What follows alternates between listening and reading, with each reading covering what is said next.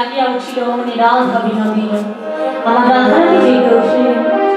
এবার বৈষ্ণব কবি লীলা এক প্রান্তে দাঁড়িয়ে বলছে, স্বামীরে বড় দুঃখ দিলে তোমারে কনক লতা কেন ছাড়াইনি। আহা, যেন মনে হচ্ছিল তোমারে কনক লতা জড়িয়ে আছে। কতবা সুন্দর শোভা, আহারে এই শোভা তুই নষ্ট করে দিলি।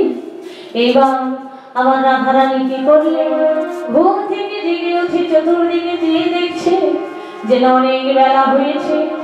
তাই উঠিয়া সে বিনোদিনী হেরি শেষ রজনী, উঠিয়া সে বিনোদিনী হেরি শেষ রজনী। দেখো চমকিয়া চারিপানে যায়, চারিপানে যায়, চমকিয়া চারিপানে যায়,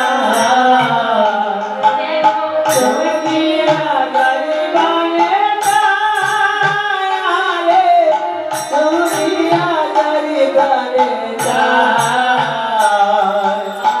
রাধারানী জেগে উঠল, রাধারানী জেগে উঠল, রাধারানী জেগে উঠল, রাধারানী জেগে উঠল। বদন ভরে হরি বল, রাধারানী জেগে উঠল, বদন ভরে হরি বল, রাধারানী জেগে উঠল, বদন ভরে হরি বল, বদন ভরে হরি বল, রাধারানী জেগে উঠল, বদন ভরে হরি বল। রাধারানী জেগে উঠল, চমকিয়া চারিপানে যায়, চমকিয়া চারিপানে যায়। দেখো প্রভাত জানিয়া ধ্বনি মনে শশাঙ্কিত বাণী, প্রভাত জানিয়া ধ্বনি মনে শশাঙ্কিত বাণী। আমার কত চাপি বধুরে জাগায়, রে কত চাপি বধুরে জাগায়, আমার পদচাপি মধুরে জাগায়, পদচাপি মধুরে জাগায়। একবার হইছ প্রাণ বল্ল, প্রাণ বল্ল, প্রাণ বল্ল, প্রাণ বল্ল, ভবনে কত বেলা হলো, প্রাণ বল্ল, মনে কত বেলা হলো, দেখো নিশির ভাত হয়ে গেছে, মনে কত বেলা হলো, হয়ে গেল, মনে কত বেলা হলো, মনে কত বেলা হলো। জয় প্রাণ বল্ল, প্রাণ বল্ল। এবার প্রভাতকাল দর্শন করে রাধারানী চোখকে চারিদিকে চেয়ে দেখছে, আহা নিশি প্রভাত হয়ে গেছে। এই গোকুলের লোক যদি আমার প্রাণবন্ধুর সঙ্গে আমাকে দেখে নেয়, তাহলে আমায় গোকুল ছাড়া করে দেবে, গোকুল থেকে তাড়িয়ে দেবে, আমায় ঘরে থাকতে দেবে না। আহা বধূরে, তোমার লাগে, তোমার কারণে এই বৃন্দাবনে কলঙ্কিনী। শাশুড়ি ননদী কত লাঞ্ছনা করে, কত বঞ্চনা করে, সকল কিছু সহ্য করেও আমি সদাই কৃষ্ণ বলে কাঁদি। বধূরে, তোমার কি প্রাণে দয়া নাই? একবার ঘুম থেকে উঠে চেয়ে দেখো, দেখো নিশি প্রভাত হয়ে গেছে, আর ঘুমাবার সময় নেই, আমাদের সুখে নিশিতে কেটে গেছে। বধূ একবার জেগে ওঠো। রাধারানী নয়ন জলে কাঁদছে আর বধূর চরণ ধরে রাখছে। এমন সময় উঠিল নাগর বড় নিজের নিশে, দুটি গোবিন্দ আমার জেগে উঠলেন। এইবার সখীগণ বলছে, হে রাধা গোবিন্দ, বড় সাধ করে বহু সাধনার পর তোমাদের ওই যুগল মিলন দর্শন পেয়েছি, তাই কৃপা করে একবার যুগল হয়ে দাঁড়াও, আমরা জনমের সাধ পূরণ করি। তোমাদের যুগল মিলন দর্শনে আমাদের হৃদয় যেন শীতল হবে। একবার যুগল হয়ে দাঁড়াও। রাধা গোবিন্দ আমার যুগল হয়ে দাঁড়ালো, যেন যুগল হলো রে, হলো রে, যুগল হলো রে, হলো রে, বদন ভরে হরি বল, যুগল হলো রে, বদন ভরে হরি বল, যুগল হলো রে, বদন ভরে হরি বল,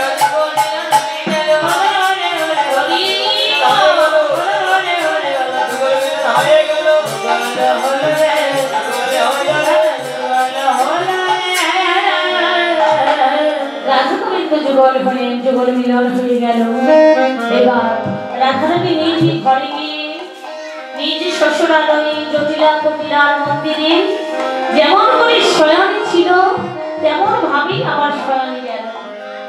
গোবিন্দ আমার নিজ পিত্রালয়ে গিয়ে নিজের মতো করে আমার ঘুমিয়ে পড়ল। সখা সখী যারা ছিল সবাই নিজ নিজ ঘরে গিয়ে ঘুমিয়ে পড়েছে, কিন্তু জাগ্রত আছে একটি মানুষ, বৃন্দাবনে একজন জাগ্রত আছে, ওই যে মা জননী মা ভগবতী।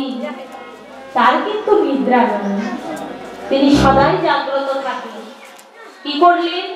যোগমায়া ভগবতী বৃন্দাবতী প্রভাতকালে দর্শন করছে যে আজকে আমার প্রাণবধূ আমার রাধারানী এমন করে ঘুমিয়ে আছে, আমার রাধারানী ঘুমিয়ে আছে। যদি শাশুড়ি ননদী দেখে অনেক বেলা অবধি রাধারানী ঘুমিয়ে আছে, তাহলে সন্দেহ করবে, করবে না বাবা?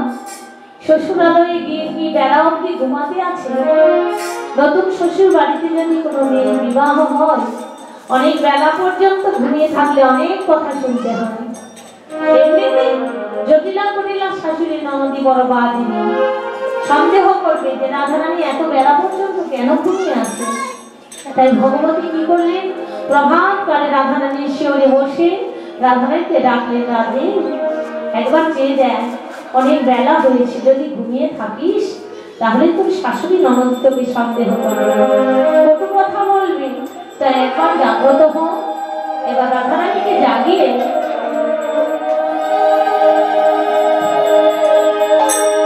রাধারানীকে জাগ্রত করে ভগবতী চলে গেলেন আমার গোবিন্দের কাছে, গোবিন্দকে জাগাবে বলে, কেননা গোবিন্দ যদি ঘুমিয়ে থাকে তাহলে তো লীলা হবে না। তাই এবার আমার গোবিন্দের শয়নের শয্যার পাশে বসে আমাদের ভগবতী ডেকে ডেকে বলছে, কি বলছিল? বলি ভগবান আসি,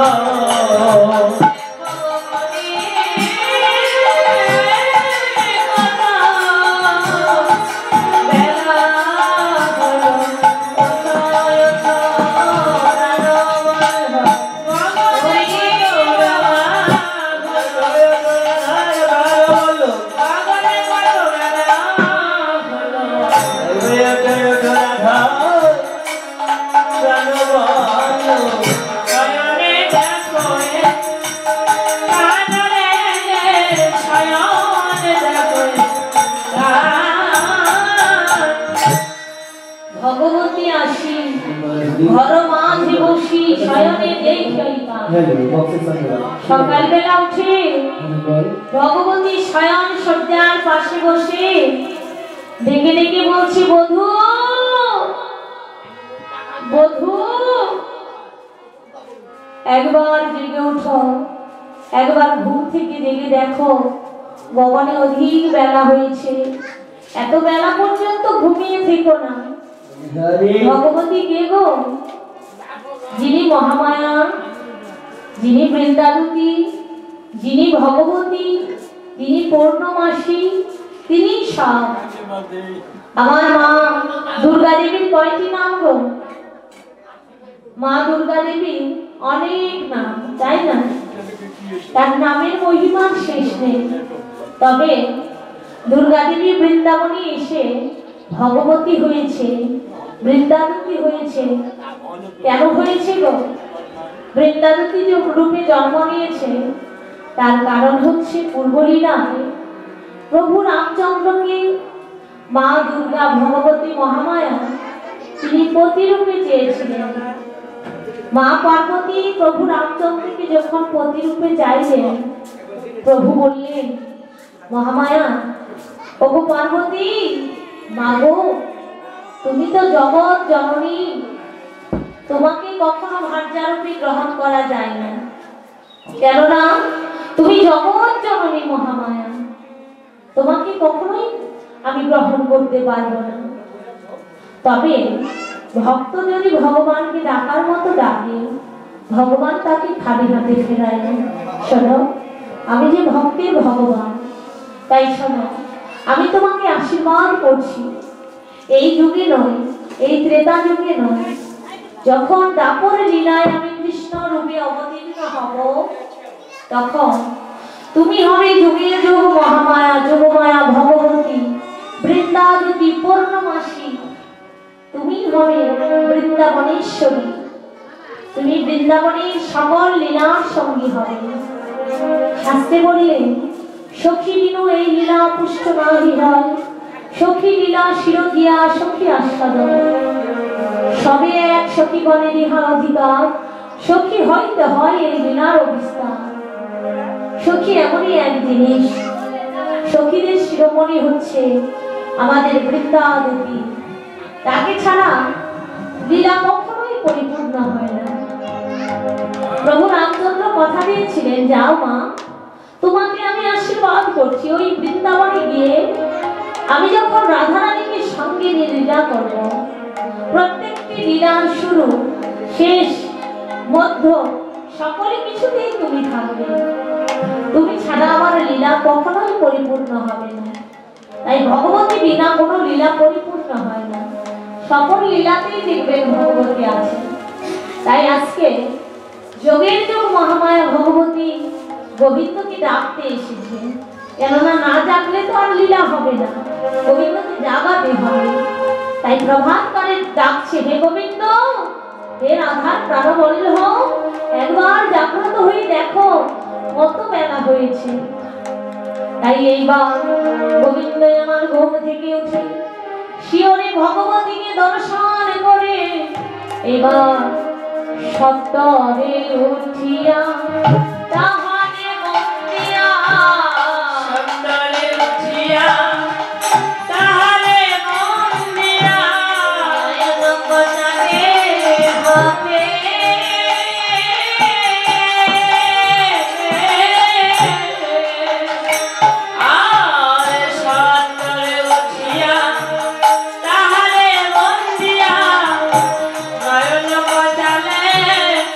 হাতে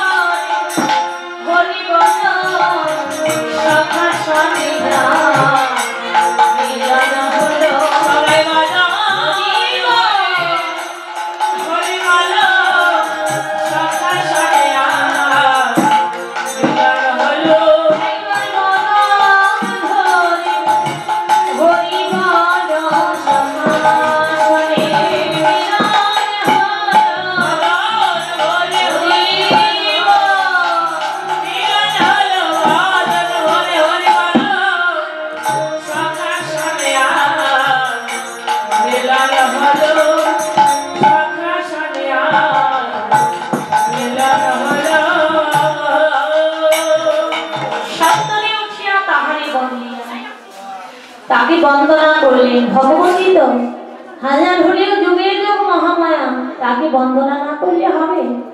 তার দ্বারাই এই জগৎ সৃষ্টি, মহামায়ার থেকেই কিন্তু এই জগৎ সৃষ্টি।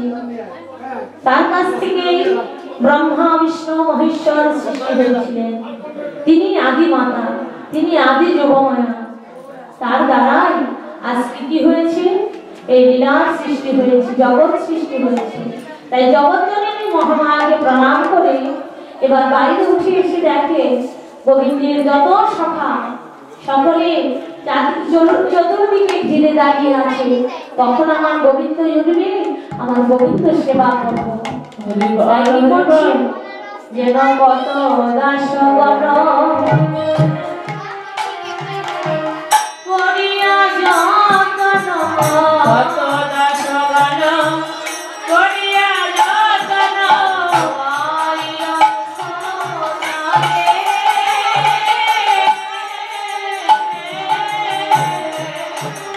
আরে কত দাসগণ করিয়া যতন, হইল মুখ জানে,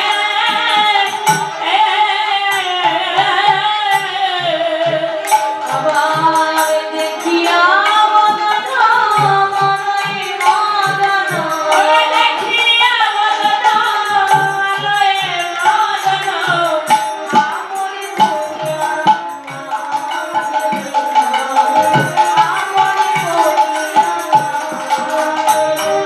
ওরে দেখিয়া বদন আলয়ে মদন, আপরে বলিয়া কারে, আপরে বলিয়া কারে।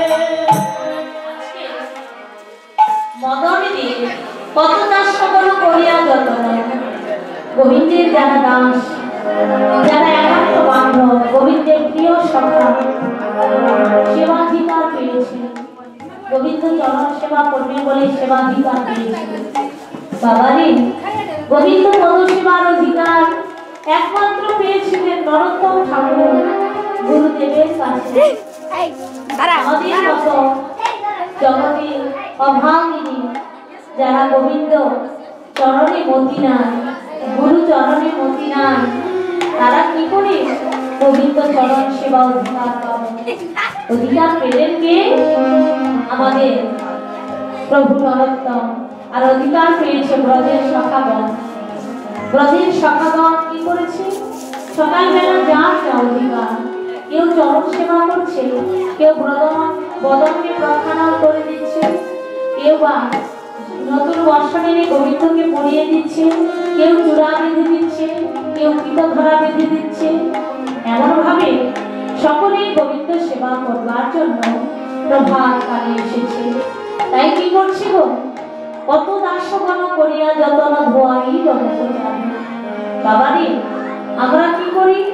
প্রভাত কালে নিজের উদর পূর্তির জন্য, নিজের খাবার জন্য, নিজে কি খাবো, কি করবো, নিজে কি কর্ম করবো, নিজ কর্ম নিয়ে ব্যস্ত। কিন্তু আমাদের তো নিজের কর্ম বলতে কিছু নেই। আত্মকর্ম হচ্ছে গোবিন্দ সেবা। জীব মাত্রই নিত্য কৃষ্ণ দাস, গোবিন্দ সেবাই তার আসল উদ্দেশ্য। আমরা কি করি? নিজের ভোগ লালসার দ্রব্যাদি সকালবেলা উঠে সেবা করি। আর যারা প্রকৃত কৃষ্ণ ভক্ত গো, তারা কি করে? গোবিন্দ প্রসাদ দিয়ে প্রভাতকালে গোবিন্দকে সন্তুষ্ট করে, তারপর নিজে সেবা করে। তাই আজকে কি করছে? সকল সখাগণ গোবিন্দ সেবা দেওয়ার জন্য দাঁড়িয়ে আছে।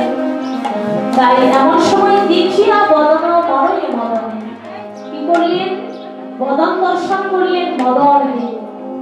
মদনের বড় অহংকার যে আমার মতো এমন বলবান, এমন রূপবান, এমন বীর জগতে কেহ নাই।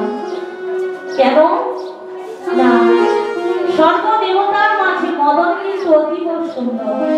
সব দেবতার চাইতে মদন দেখতে ভালো। তাছাড়াও মদনের আরেকটি গুণ হচ্ছে জীব দেহে কাম সঞ্চার করা। জীবের দেহে যত কাম রয়েছে সঞ্চার করে মদন দেহ। তাই তার নাম হচ্ছে মদন। কি করে? মদনের আছে পাঁচটি বাণ। মদন, মাদন, শোষণ, স্তম্ভন আর মোহন। এই পাঁচটি বাণের মধ্যে একটি বাণ যদি কাউকে নিক্ষেপ করে, একটি বাণ কোনো জীবের দেহে পরিশ্রম করলে জীব কি হবে? মারা যাবে না। ওই বাণে কেউ মারা যায় না, তবে মারা পড়ে। কেমন মারা? যেন কাম সঞ্চার হয়ে সে আত্মস্মৃতি ভোলা হয়ে যায়, আত্মস্মৃতি জ্ঞান হারা হয়ে যায়। কি করে? কামাসক্ত হয়ে যেন জড়ীয় জগতের পাপাচ্ছন্নতায় লিপ্ত হয়। দেখো, তবে আজকে মদনদেব জড়ীয় জগতের সকল জীবকে পরাজিত করেছে। বাণ নিক্ষেপ করে কয়টি? মাত্র একটি বাণ নিক্ষেপ করে গোটা বিশ্ব ত্রিভুবন ঘুরে আবার সামনে দেখতে গেল। সে মনে মনে ভাবছে আমি বীর, আমি শক্তিশালী, আমার মতো জগতে কেউ নাই। তাই কি করলে? আর গোবিন্দ জগতে করতে পারে সেটা সামান্য। তাকে গোবিন্দ অনাদি ভাবে ভেবেছে সামান্য গোকুলানন্দ। তাই গোবিন্দকে পরাজিত করবার জন্য মনে মনে ভাবছে রাধা গোবিন্দের বিনাশ করতে। কেননা রাধা গোবিন্দের বিনাশ করতে কখনো কামের সঞ্চার নেই, সদাই সাত্বিক ভাব। সেখানে শুধুই প্রেম। প্রেম মানে কি? প্রেম মানে হচ্ছে ভালোবাসা। এই বাসা ভালো, হৃদয়ে ময়লা আবর্জনা নেই, পরিষ্কার। কেবল ভালোবাসা, মানুষকে সেবা করেই সুখ পাওয়া যায়। এর নাম হচ্ছে ভালোবাসা। ওই মানুষকে সেবা করলে ওই মানুষের নাম বলতেই যেন নয়নে জল আসে। দেখুন, আমরা তো জগতে অনেককেই ভালোবাসি, কিন্তু ভালোবাসার মানুষের কথা মনে পড়লে কেউ কি নয়ন জলে কাঁদি? বাবা, কাঁদি না। তাহলে আমাদের প্রকৃত ভালোবাসা ভালোবাসা ওই ভালোবাসা যদি ভালোবাসাই হতো, প্রেম সত্যিকারের হতো, তাহলে ওই মানুষের নাম করলেই নয়নে অশ্রু আসতো। রবি তো কৃষ্ণ ভক্তের কৃষ্ণ নাম করতেই নয়নে অশ্রু আসে। তাই আজকে রাধা গোবিন্দের বুদ্ধি শুধু গোবিন্দ রাধারানীকে ভালোবেসে সুখ পায়, রাধারানী গোবিন্দকে ভালোবেসে সুখ পায়, তাছাড়া অন্য কোনো সুখ নেই। তাই ওই কুঞ্জে ওই যুগল বিলাসে কাম সঞ্চার করবে বলে গোবাক্যের পথ দিয়ে মদন এবার বাণ ছুটছে একে একে। পাঁচটি বাণ ছুড়লেন, পাঁচটি বাণ শেষ। তার তো সমগ্র শক্তি ওই পাঁচটি বাণে। তাই পাঁচটি বাণ ছোড়া যখন শেষ হয়ে গেল, তখন কি করলেন? তখন পাঁচটি বাণ শেষ হয়ে গেলে এবার মদন বাণদের ডাকছে, বাণ, ভগবান তোমরা কেন ফিরছ না? তোমাদের একটি বাণকে যদি আমি নিক্ষেপ করি, তাহলে সমগ্র বিশ্ব ব্রহ্মাণ্ড ভ্রমণ করে আবার আমার পুনে ফিরে আসবে। আমি জয় করেছি ব্রহ্মাকে, বিষ্ণুকে, মহেশ্বরকে, দেব গন্ধর্ব পরাজিত করলাম, আর রাধা গোবিন্দের বিলাস করতে তোমাদেরকে পাঠালাম। তোমরা জয় করতে পারবে না। বারবার নয়ন জলে কেঁদে কেঁদে বলছে, প্রভু, যেই চরণ পাবার আশা কত ব্রহ্মার ব্রহ্মত্ব গেল, কত রাজার রাজত্ব গেল, কত জমিদারের জমিদারি গেল। যে চরণ পাবার আশা জগতে যাকে পাবার আশা, ধনের ভাব মানের মা কুলবতী কুলজা, যাকে পাবার আশায় জীব গৃহ ছেড়ে সন্ন্যাসী হয়, যেই চরণ পাবার আশায় বলে গোবিন্দ হে আমায় মানব কুলে জন্ম দাও।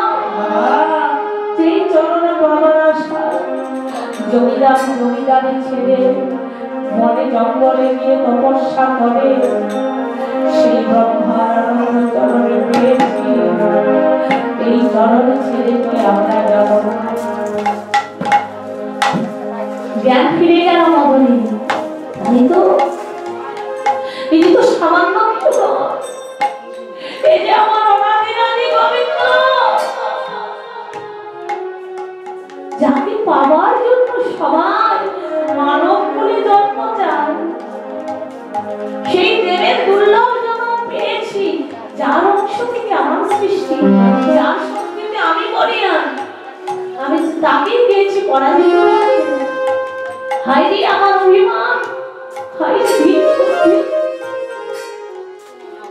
আজ যা শক্তি পেয়ে আমি বলিয়ান হয়েছি তাকে পরাজিত করতে গিয়েছি। বাধ্য, আমি বড় অপরাধ করেছি বাধ্য। আমি তোমাকে চিনতে পারি না, তুমি অনাদি গোবিন্দ। অহংকারে বশীভূত হয়ে আমি কত পাপ করেছি, কত অনাচার করেছি। তাই হে প্রাণবল্লভ গোবিন্দ, আমি জানি আমার পাপের কোনো ক্ষমা নেই। তোমার চরণেও জায়গা আমার হবে না, কেননা আমি মহাপাপী। তাই হে গোবিন্দ, তোমার চরণে জায়গা দাও, বানা দাও। তোমার চরণের এক পাশে আমার